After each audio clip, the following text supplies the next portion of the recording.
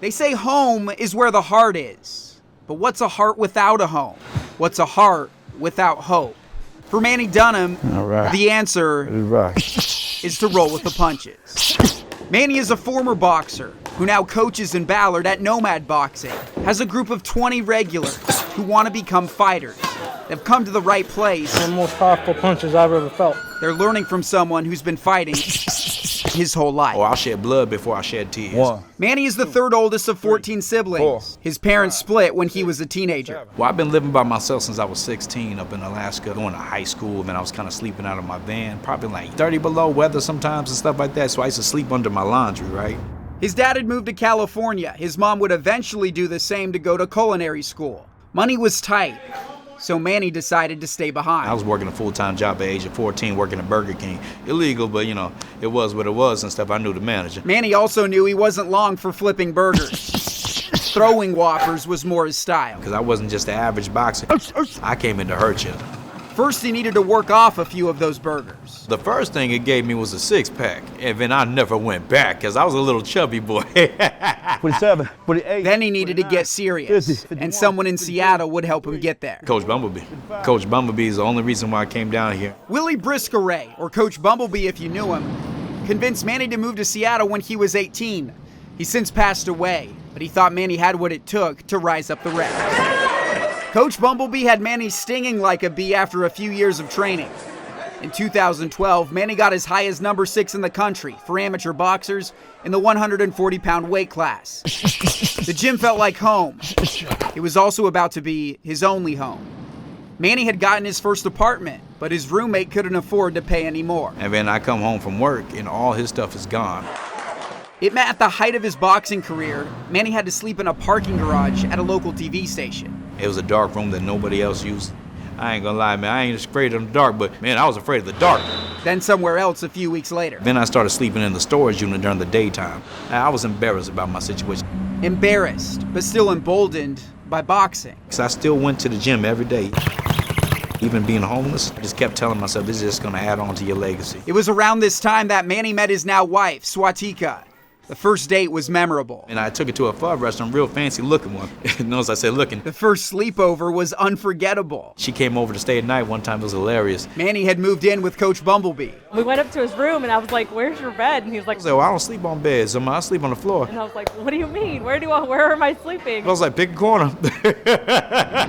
The happy couple eventually moved into a place of their own in 2013, but it was no laughing matter. Manny had just turned pro and was looking for his first match. You would have put me against Mike Tyson, I would have took the fight. I was that hungry for a fight, for a pro fight.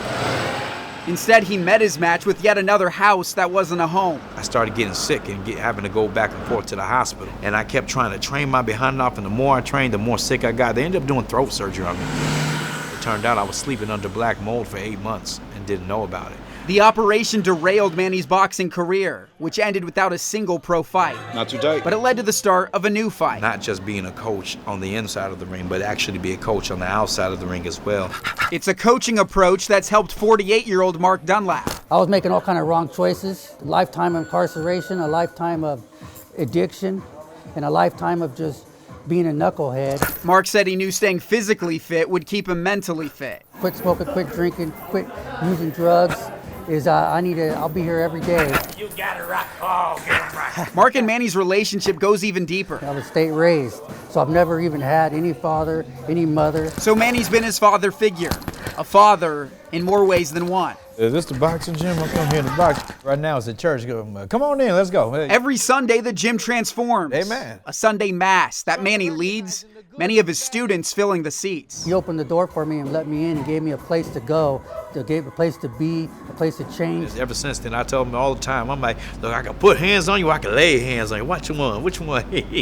For Manny Dunham, it was a lifetime of fight or flight. Glory to God. He's now doing both. Still fighting the good fight as a coach. It's the punch you don't see that's gonna knock you out. Let's go, hands up. No more sorrows. And rising to new heights as a preacher. Sometimes you need to go through the mud. Sometimes you need to be brought down and humbled in order to be lifted up. And that's why I always push you, all right? Manny's heart has found a home. No problem, champ. A heart. The whole world was like a boxing gym. There'll be no more fighting. That's now whole. It's the evidence of it. With photojournalist Joseph Huerta, I'm Jake Garcia. That's a blessing, amen.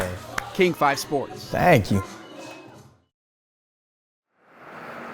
Even near Sylvana, where they're used to the flooding, This is more than normal. this stands out. What a mess. For Craig Backlund Hi. and his wife Robin, it's Cleanup day, yep.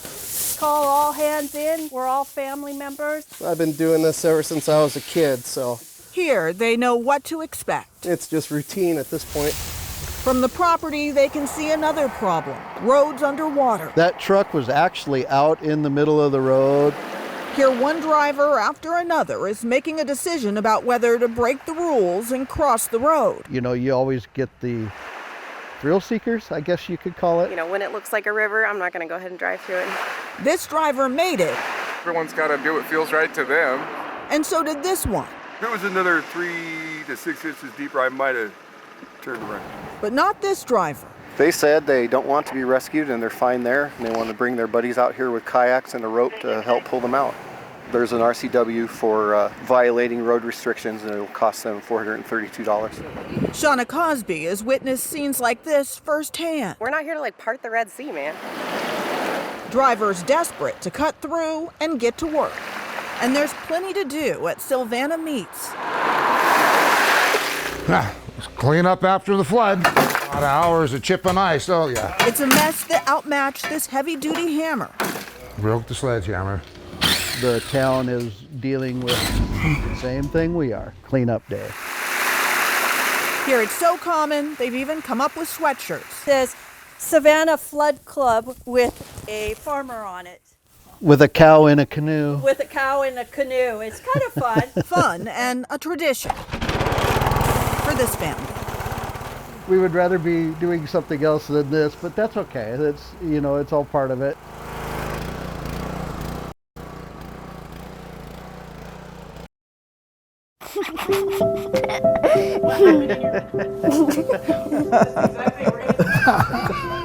Okay. Wait, when do we start? What was good about 2023, Paige? Something good that happened. Oh, I can think of that. That the life was so good.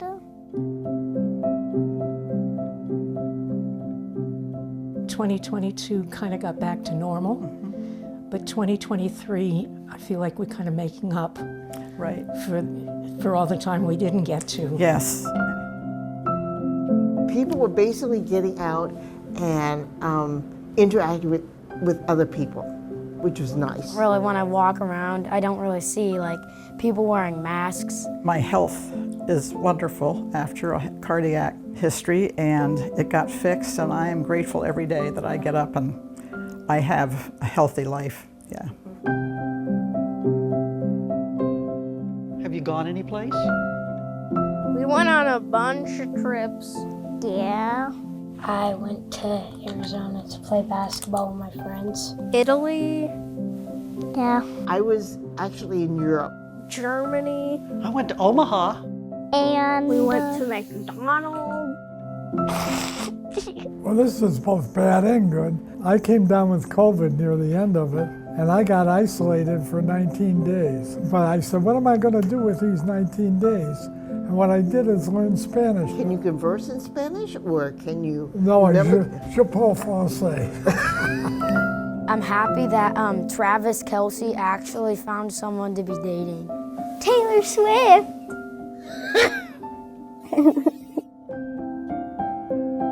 What was bad in 2023? What was bad in my life is that I bit my lips. There's probably something worse than that. And I think the world is in chaos. We had basically a polarized political agenda. Like the wars and stuff for Israel and Ukraine. Gun violence. I think I'm particularly concerned about the whole women's reproduction rights. Forest fires. The issues with drug addiction and mental illness. This past year was, both of my parents passed away. That we don't get to be all the time with our family. Nope, there's nothing worse than that. In 2024, I want people to start being kind and respectful. I hope people find a job or a lifestyle that brings them joy. What do you want to be when you grow up? I want to join my school basketball team. I want to be a designer for clothes. Saving people from cancer. I want to be a dinosaur. I'm hopeful. I have confidence in the next generation that's coming. I will probably try to be more kind. I want the world to be peaceful and responsible and safe. Happy endings. Happy endings. Yeah, they will figure it out. Just as we try to and fail, they will try and fail too. But in the end, I think we're in good hands.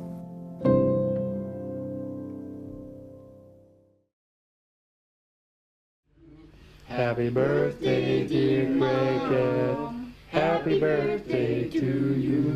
And many more. What did you love most about her?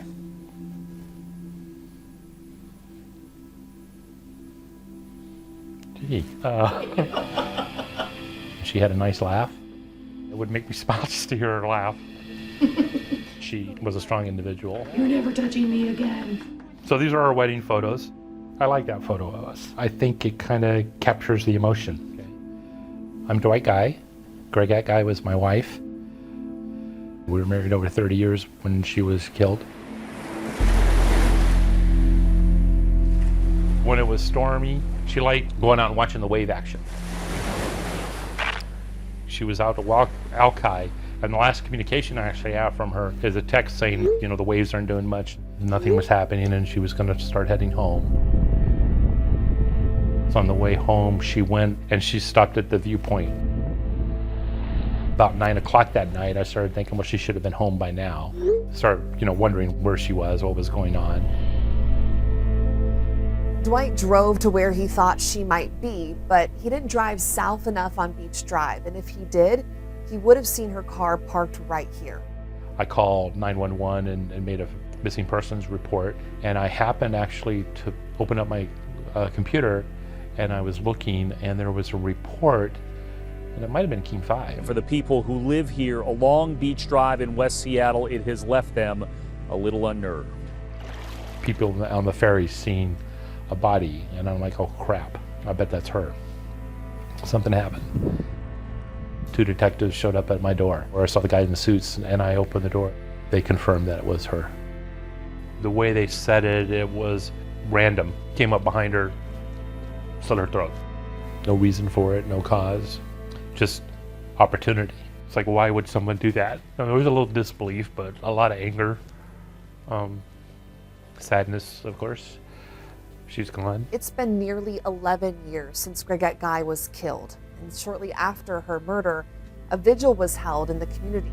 Oh, thank you, sir. Seattle police tell me every year since, they've investigated this. What happened here in 2012? Around 8 p.m. or a little bit later, she was attacked. The next morning, her body is recovered about a quarter mile to the north. As of right now, we have no eyewitness to exactly what happened when Gregette Guy was attacked. It's just a lot of questions that we need to answer. Just a random attack on a random woman at a random park in West Seattle. It's very disturbing. Yeah. At this point in time, I don't know that it'll ever be solved. While Dwight has his doubts after it's been so many years since Gregette was killed, Detective Norton tells me this is a solvable case. I don't like the term cold case. Actually, it's a point, because I think it puts a value judgment on an investigation, or maybe suggests a lack of activity. And that's certainly not the case in many older investigations. It's true, many of these are old, they've gone unsolved for years, but that doesn't mean that hasn't been activity. She was torn from our lives. We were together so long, she was a part of me. I mean, it feels like a part is missing. Little things like just not hearing her laugh, not seeing her smile. I mean, it's all gone.